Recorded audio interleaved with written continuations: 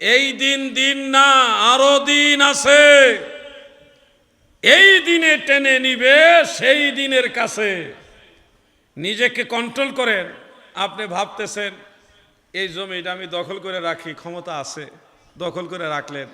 আপনি কি মনে করেন আল্লাহ তাআলা আপনাকে এমনি ছেড়ে দিবেন? দাদু, সহিহ বুখারীর মধ্যে উল্লেখ রয়েছে, যারা জমি দখল করেন, বেজার হবেন না, আমি কারো বিরুদ্ধে বলছি না, আমাকে এই ব্যাপারে বলার জন্য বলিনি, আমার মনে চাচ্ছে একটু বলার জন্যে। কেউ যদি কারো জমিন দখল করে রাখেন, ময়দানে মাহশারে আমার আল্লাহ আপনাকে কি পুরস্কার দিবেন জানেননি? যেই পরিমাণ জমিন আপনি দখল করেছেন, এই জমিনটা পৃথিবীর এই জমিন থেকে সপ্তম আসমান পর্যন্ত আমার আল্লাহ বড় করবে, পুরাটা একেবারে প্রশস্ত করবে। ওই পরিমাণ জমিন 7 আসমান পর্যন্ত লম্বা করবে। এক আসমান থেকে আরেক আসমানের দূরত্ব 500 বছরের রাস্তা। এত বৃহৎ আকারে প্রশস্ত করে আল্লাহ তাআলা বলবেন, এই জমিন তুমি দখল করেছো, এটা তোমার প্রয়োজন, তাই আমি আল্লাহ তোমাকে এটা দান করলাম। এখন থেকে তুমি এই জমিনের ভার বহন করবে, নাও আমি তোমাকে দিলাম এটা।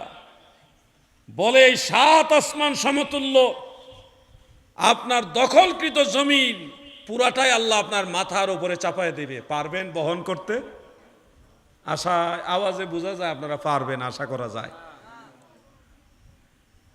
এই মহা নিয়ামত, তিরস্কার অর্থে আমি বলছি, এই মহা পুরস্কার আপনাদের জন্য রাখছে যারা জমিন দখল করেন। ভাই আমার, ভুল বুঝবেন না, আমি আপনাদের কল্যাণ চাই, পরকালে ভালো চাই, এই জন্য কথাটা স্মরণ করাই দিলাম।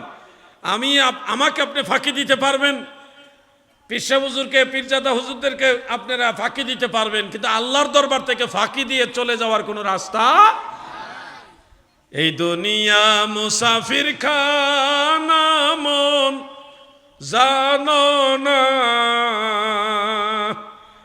কত মানুষ আইল গেল রইল না, বন্ধু নাই রে বান্ধব নাই রে, যেই জায়গায় ওই জায়গার বান্ধব নবী মুস্তাফা। আল্লাহুম্মা সাল্লি